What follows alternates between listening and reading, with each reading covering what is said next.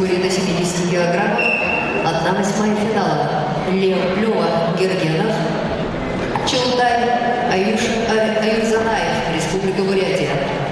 Приготовиться борцам Дмитрию Куприянову, Саяну Жакзымаеву.